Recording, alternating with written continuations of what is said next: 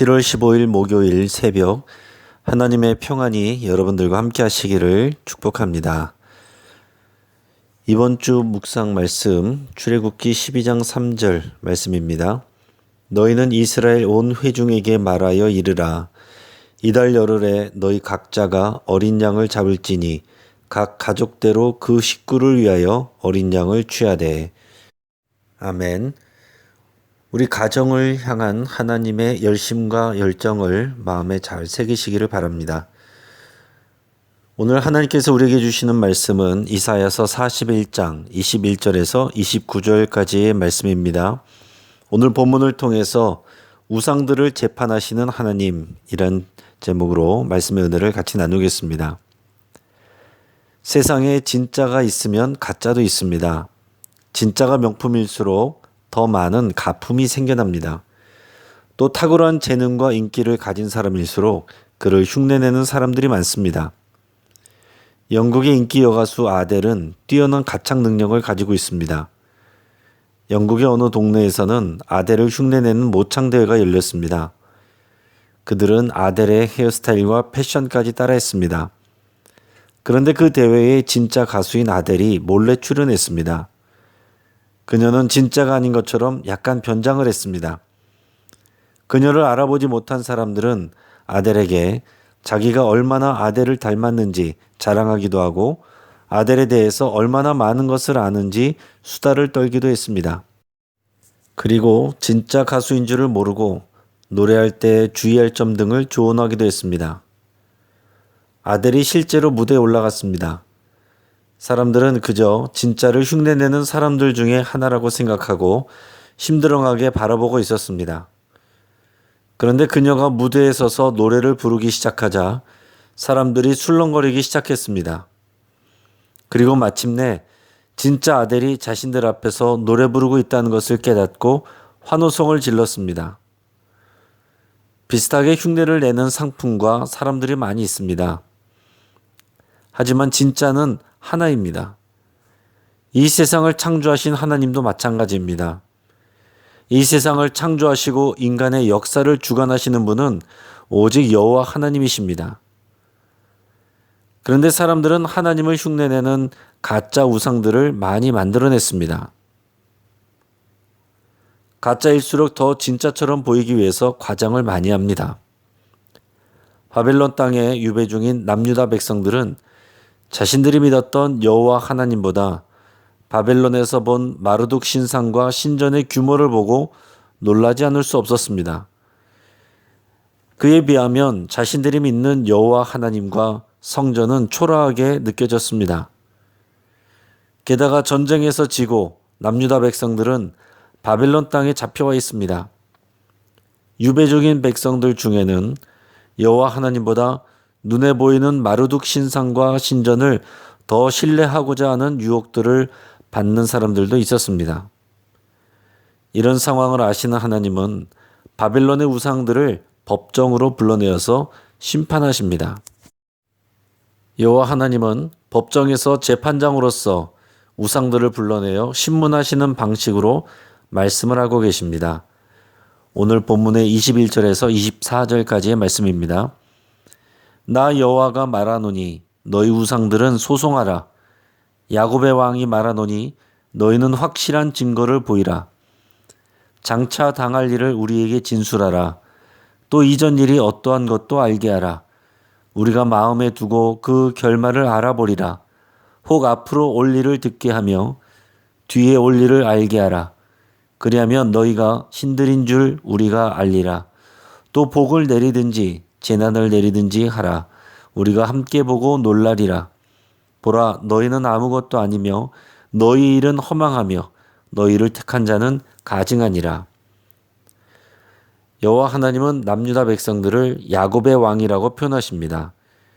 야곱은 이스라엘에 대한 별칭입니다. 야곱으로부터 시작된 하나님의 언약과 특별한 관계를 염두에 둔 호칭입니다. 하나님은 철저히 이스라엘 민족의 편으로서 말씀하고 계십니다. 야곱의 왕이면서 동시에 재판장이신 여호와 하나님은 바벨론의 우상들을 신문하고 계십니다. 우상들에게 확실한 증거를 보이라고 하십니다. 무엇을 위한 증거입니까? 그 우상들이 진짜 신이란 것을 증명하는 증거를 보이라고 하는 것입니다. 그 방법은 장차 일어날 일을 말하는 것입니다. 구약에서 많은 내용은 앞으로 일어날 일들에 대한 하나님의 약속과 예언들입니다. 역사를 통해서 하나님의 약속과 예언들이 성취된 것들이 수도 없이 많습니다.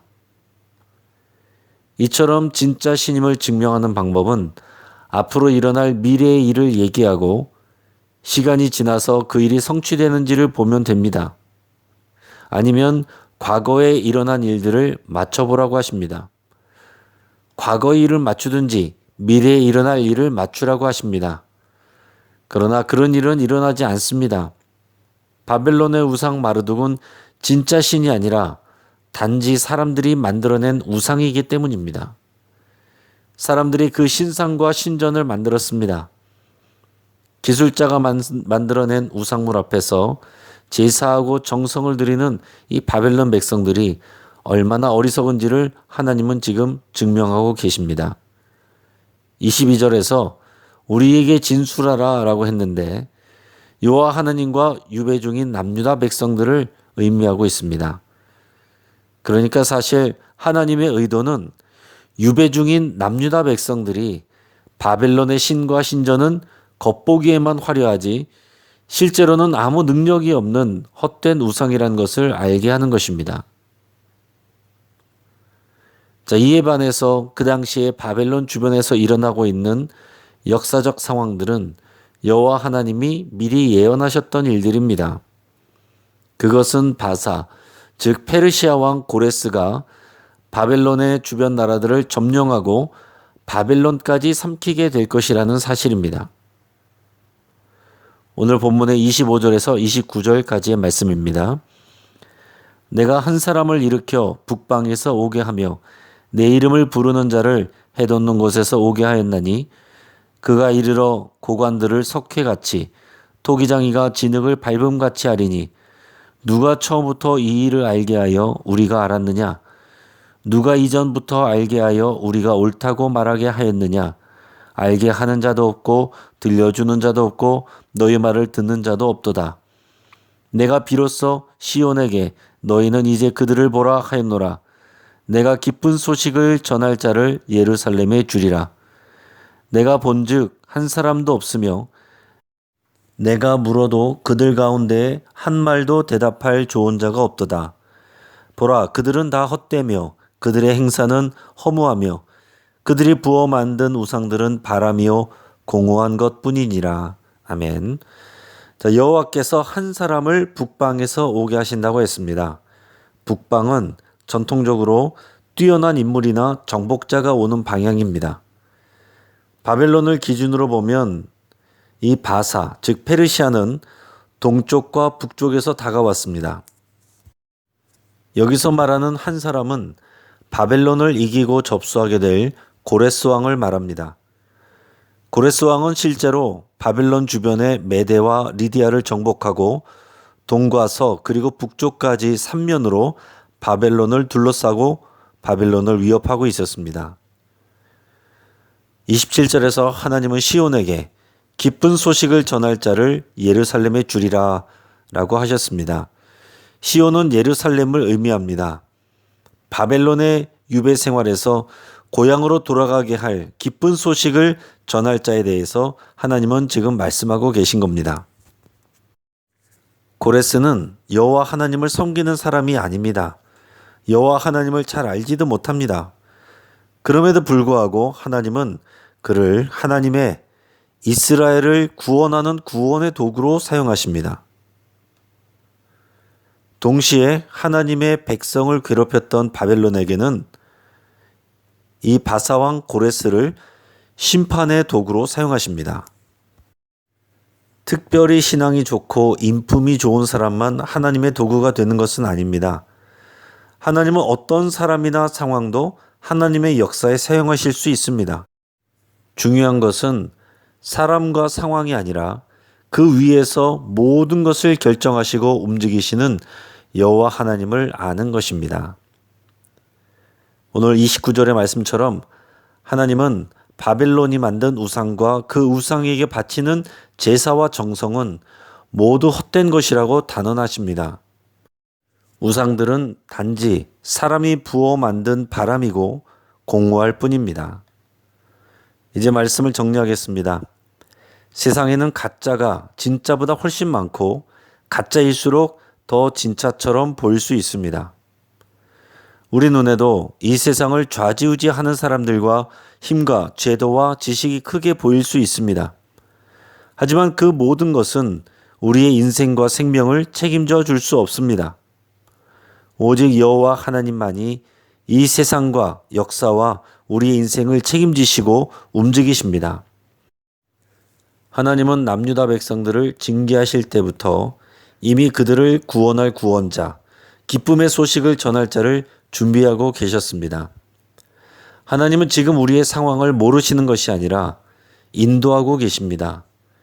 우리의 할 일은 하나님의 계획을 다 아는 것이 아니라 하나님을 알고 신뢰하는 것입니다. 이제 말씀을 붙잡고 함께 기도하겠습니다. 말씀과 믿음을 통해서 여호와 하나님을 더 깊이 신뢰하고 알아가기를 기도하겠습니다. 이 세상을 움직이는 것은 눈에 보이는 사람과 제도와 지식이 아니라 여호와 하나님이심을 고백하고 신뢰하기로 함께 결단하겠습니다. 하나님은 어떤 사람도 하나님의 도구로 사용하실 수 있습니다. 우리가 불의의 도구가 아니라 의의 도구로 쓰임받기를 함께 기도하겠습니다. 우리의 가정을 위해서 기도합니다. 가족들이 눈에 보이는 것으로 세상을 판단하지 않고 눈에 보이지 않는 여호와 하나님을 신뢰하고 더 알아가기를 함께 기도하겠습니다. 환우를 위해서 함께 기도하겠습니다. 성준경 성도님이 오늘 피부암 수술을 받습니다. 피부에 있는 종양을 제거하는 수술만 받으면 된다고 합니다. 항암 치료를 받지 않아도 된다고 하니 참 감사한 일입니다.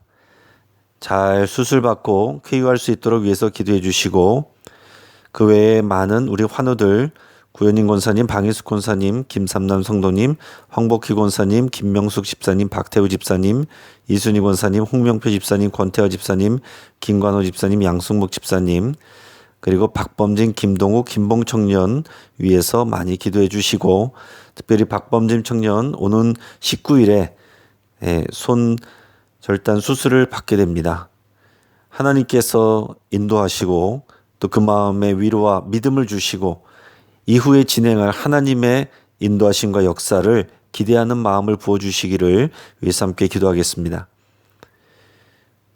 일산에서 기절놀이라고 말하면서 남녀 중학생들이 한 명의 남학생을 괴롭히는 영상이 세간에 많은 염려를 낳고 있습니다. 눈에 보이지 않는 곳에서 어린 학생들이 폭력과 괴롭힘과 음란을 놀이처럼 추구하고 있습니다. 학교들이 회복되고 재기능을 할 수 있도록 위해서 함께 기도하겠습니다.